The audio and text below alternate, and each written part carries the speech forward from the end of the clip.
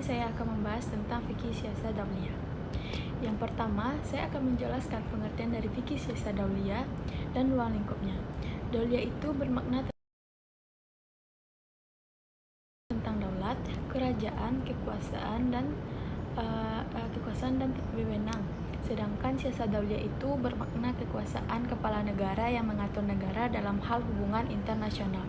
Istilah ini berkembang sejak Islam menjadi pusat kekuatan di dunia. Persiapan Konstitusi Madinah dan pembuatan perjanjian damai antara pemerintah Madinah dan kekuatan lain di luar Madinah merupakan tahap pertama dari praktik dan konsep politik negara. Dan ini adalah beberapa ruang lingkup siasa dauliyah. Yang pertama, perjanjian internasional. Yang kedua, perlakuan terhadap tawanan. Yang ketiga, kewajiban dan hak suatu negara terhadap negara lain. Yang keempat, aturan perang. Yang kelima, ekstradisi. Yang keenam, pemberian suaka politik dan keamanan. Yang ketujuh, penentuan situasi damai atau perang. Kemudian di sini ada dasar-dasar siasa dauliyah, di antaranya yang pertama, kesatuan umat manusia. Meskipun kita berbeda suku bangsa, berbeda agama, kita harus menjaga suatu kesatuan umat manusia karena kita sama-sama makhluk Allah, sama-sama bertempat tinggal di muka bumi agar menciptakan suatu kedamaian saling membantu satu sama lain. Kedua yaitu al-adalah atau keadilan. Jadi agama Islam itu mengajarkan penegakan keadilan maupun kepada diri sendiri, keluarga, tetangga, bahkan musuh sekalipun kita harus berlaku adil. Dan selanjutnya yaitu al-musawah atau persamaan. Jadi manusia itu memiliki hal-hal kemanusiaan yang sama. Untuk mewujudkan keadilan adalah mutlak, mempersamakan manusia di hadapan hukum. Demikian pula setiap manusia adalah subjek hukum, penangguhan dan kewajiban yang sama. Nah, yang keempat yaitu karomah insaniyah atau kehormatan manusia. Jadi kehormatan manusia ini, maka manusia tidak boleh merendahkan manusia lainnya. Kehormatan manusia itu berkembang menjadi kehormatan terhadap satu kaum atau komunitas yang bisa dikembangkan menjadi satu kehormatan suatu bangsa atau negara. Ada selanjutnya yaitu tasamuh atau toleransi. Allah mewajibkan menolak permusuhan dengan tindakan yang lebih baik, penolakan dengan lebih baik. Ini akan menimbulkan persahabatan bila dilakukan pada tempatnya, setidaknya akan menetralisir ketegangan.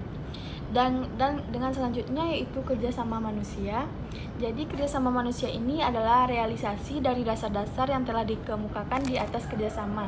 Di sini adalah kerjasama di setiap wilayah dan lingkungan kemanusiaan. Kerjasama ini diperlukan karena adanya saling ketergantungan baik antara individu maupun antara negara di dunia ini. Dan selanjutnya yaitu kebebasan kemerdekaan atau huriyah. Jadi kemerdekaan yang sesungguhnya itu dimulai dari pembebasan diri dari pengaruh hawa nafsu serta mengendalikan diri di bawah bimbingan keimanan dan akal sehat. Dan demikian kebebasan itu bukanlah kebebasan mutlak, akan tetapi kebebasan yang bertanggung jawab terhadap Allah, terhadap keselamatan hidup manusia di muka bumi. Kebebasan bisa diperinci seperti kebebasan berpikir, kebebasan beragama, kebebasan menyatakan pendapat, kebebasan menurut ilmu, dan kebebasan memiliki harta. Yang terakhir yaitu perilaku moral yang baik atau al-akhlaqul karimah. Jadi perilaku yang baik itu merupakan dasar moral di mana di dalam hubungan antara manusia, antara umat, antara bangsa dan dunia ini. Selain itu, prinsip ini juga diterapkan terhadap seluruh makhluk Allah di muka bumi. Dan di sini kita akan membahas tentang jenis-jenis negara dalam upaya menjalin hubungan internasional yang telah ditetapkan oleh siasa dauliyah dengan menjalin sebuah hubungan internasional terhadap sebuah negara. Siasa dauliyah menetapkan ada 3 jenis negara yang bisa mempengaruhi arah hubungan ini, seperti ke arah perdamaian yang menjadi sekutu atau ke arah perperangan yang bisa menjadi musuh. Jenis-jenis negara tersebut ialah yang pertama Darul Islam, yang kedua Darul Muahad, yang ketiga Darul Harbi.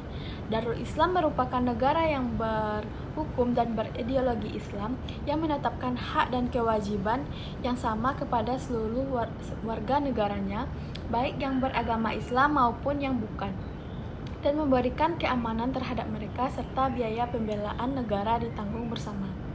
Bagi warga negara Islam dipungut biaya melalui zakat, sedangkan keluarga negara yang bukan Islam dipungut biaya melalui jizyah atau pajak sebagai ganti zakat. Menjalin hubungan internasional dengan Islam yang lain merupakan hal yang wajib dan tidak boleh berperang. Hal ini sesuai dengan Al-Quran surat Al-Hujurat ayat 10 yang berbunyi, Innamal mu'minuna ikhwatun fa aslinu baina akhawaykum wattaqullaha la'allakum turhamun. Artinya sesungguhnya itu saudara, karena itu dan bertakwalah kepada Allah agar kamu mendapat rahmat. Dan selanjutnya Darul Mu'ahad merupakan negara yang tidak berdasarkan agama Islam tetapi mengadakan atau menerima perdamaian dengan negara Islam. Haram hukumnya menyerang negara ini dan wajib memenuhi perjanjian damai ini dengan jujur selama pihak yang lain berlaku jujur pula.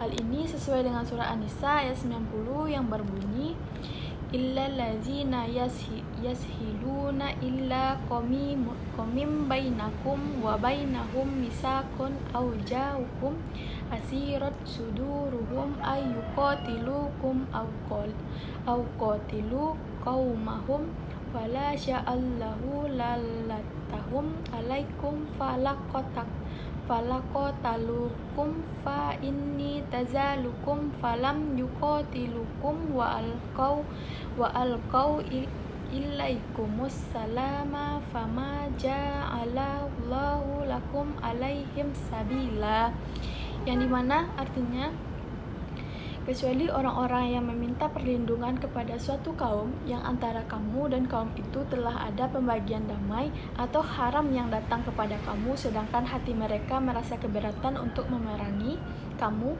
atau mengulangi kaum, setidaknya Allah diberikannya kekuatan kepada mereka dalam menghadapi kamu, maka pastilah mereka tetapi dan mereka mendirikan kamu dan tidak mematuhimu serta menawarkan perdamaian kepadamu atau menyerah, maka Allah tidak memberi jalan kepada mereka. Yang terakhir yaitu negara yang bukan negara Islam dan juga tidak mengikat suatu perjanjian damai dengan ajaran Islam bisa menjadi ancaman bagi negara Islam. Oleh karenanya ada dua cara dalam menghadapi hal ini. Yang pertama, mengadakan perjanjian damai terhadap mereka dengan mengirim seorang putusan untuk berdiplomasi. Apabila diterima, maka dapat dikatakan Darul Mu'ahad. Dan jika mereka menolak dan merobek surat perjanjian damai itu atau membunuh utusan tersebut, maka terpaksa juga Islam menggunakan cara yang kedua, yaitu memerangi mereka. Dan ini juga tertera dalam hadis riwayat Bukhari yang berbunyi, Ani Ibni Umarah anna Rasulullah sallallahu alaihi wasallam qala umirtu an uqatilan nasa hatta yashhadu alla ilaha illallah wa anna Muhammadan rasulullah wa qumu sholatan wa tuz zakata faiza falahu dalika asamu minni dimahum wa amwalahum illa bihaqi Islam wa hisabihum ala Allahi, yang dimana artinya dari Ibnu Umar bahwa Rasulullah SAW telah bersabda, aku diperintahkan untuk memerangi manusia hingga mereka bersaksi tiada ilah kecuali Allah yang sesungguhnya Muhammad adalah utusan Allah, menegakkan sholat dan menunaikan zakat. Jika mereka melakukan yang demikian, maka mereka telah memelihara darah dan harta mereka dariku, kecuali dengan hak Islam, dan perhitungan mereka ada pada Allah. Hadis riwayat Al-Bukhari. Sekian penjelasan saya tentang siasah Dauliyah. Jika ada kata atau kekurangan dalam presentasi saya mohon maaf. Wabillahi taufiq wal hidayah. Wassalamualaikum warahmatullahi wabarakatuh.